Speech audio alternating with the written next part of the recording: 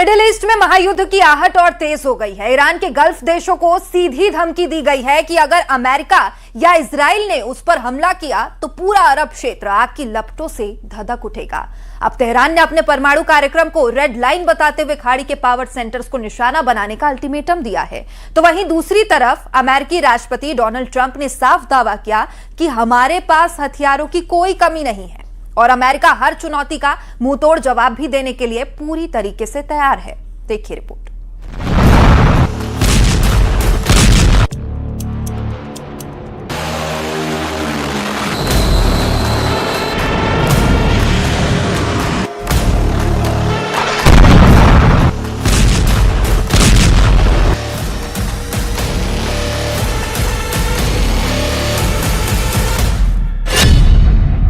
Iran की अरब देशों को धमकी, अमेरिका का साथ दिया तो भस्म कर देंगे।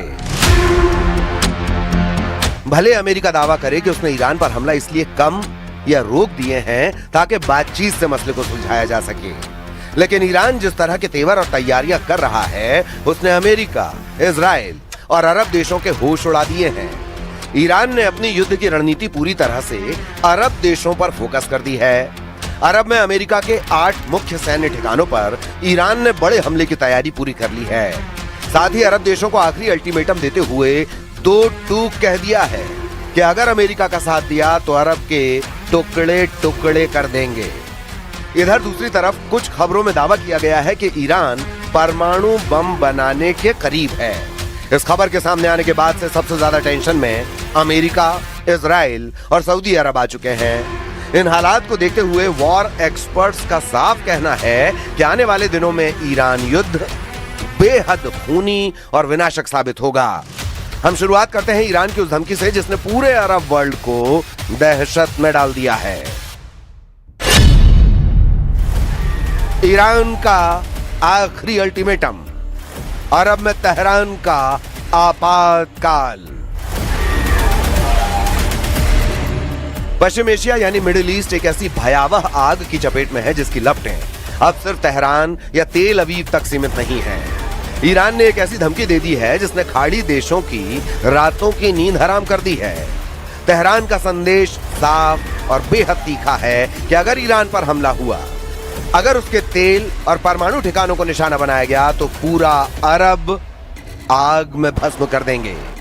गल्फ कंट्रीज यानी सऊदी अरब, संयुक्त अरब अमीरात यानी यूएई, कतर और कुवैत, इन सभी देशों के ऊर्जा केंद्रों पर ईरान की मिसाइलों की सीधी नोक है। दुनिया के सबसे बड़े तेल और गैस ढांचों को तबाह करने की चेतावनी दी जा चुकी है। ईरान के विदेश मंत्री अब्बास अरागची ने ओमान, कतर, सऊदी अरब और तुर्की के जरिए अरब देशों को सीधे संदेश भेजा है कि यदि अमेरिका ने ईरान पर नया सैन्य हमला किया तो तेहरान पूरे अरब क्षेत्र की तेल रिफाइनरियां, पावर ग्रिड और वाटर इंफ्रास्ट्रक्चर को निशाना बनाएगा। ये केवल एक खोखली धमकी नहीं है, बल्कि दुनिया की 20% ऊर्जा आपूर्ति की रीढ़ पर लटका हुआ वो चाकू है जो कटते ही वैश्विक अर्थव्यवस्था को पटरी से उतार सकता है। हालिया रिपोर्ट्स के अनुसार ईरान ने ओमान और दूसरे मध्यस्थों के जरिए गल्फ देशों को सीधा और सख्त चेतावनी वाला लेटर भेजा है। इस चेतावनी का लब्बुलुआब यह है कि अगर गल्फ देशों ने अपने एयर स्पेस या अपनी जमीन का इस्तेमाल अमेरिका या इजराइल को ईरान पर हमला करने के लिए करने दिया तो तेहरान उन्हें अमेरिका का सहयोगी मानकर उनकी रिफाइनरी, गैस पाइपलाइनों और पोर्ट्स को फूंक देगा। यही वजह है कि रियाद से लेकर अबू धाबी तक भारी खलबली है।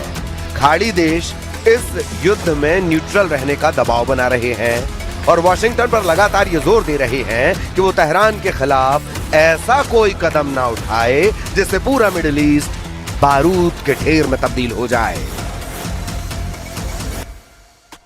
ولی خب ادامه پیدا کرد. رهبر جدید عزیز ما دوباره انتخاب شد.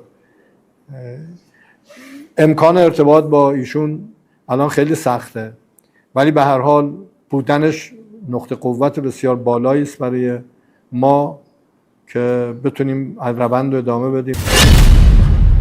ट्रंप का बहुत बड़ा दावा, हमारे पास हथियारों का नया जखीरा।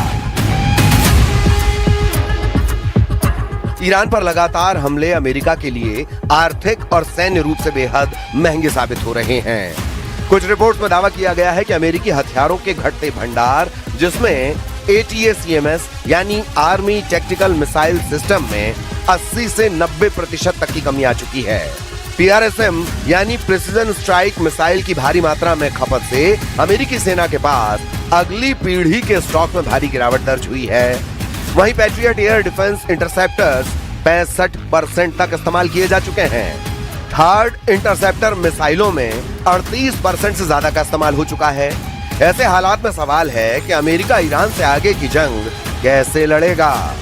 5 महीनों से अधिक चले युद्ध और लगातार मिसाइल दागे जाने के कारण अमेरिकी सेंट्रल कमांड के पास लंबी दूरी के सटीक हथियारों की किल्लत शुरू हो गई है। रक्षा विशेषज्ञों का मानना है कि यदि ट्रंप प्रशासन बड़े पैमाने पर अभियानों को फिर से शुरू करता है तो अमेरिकी सेना को जोखिम भरे विकल्पों जैसे लड़ाकू विमानों से सीधे बमबारी पर निर्भर होना पड़ेगा, जहां पायलटों की जान जाने का खतरा कहीं अधिक है। हालांकि व्हाइट हाउस और पेंटागन ये दावा जरूर कर रहे हैं कि उनकी उत्पादन क्षमता रिकॉर्ड स्तर पर है, लेकिन धरातल पर हकीकत ये है कि युद्ध के खिंचने से अमेरिका का ध्यान रूस और चीन जैसे बड़े प्रतिद्वंदियों से हटकर मिडिल ईस्ट की दलदल में फंस रहा है। लेकिन ट्रंप के नए दावे कुछ और ही हकीकत बयां कर रहे हैं।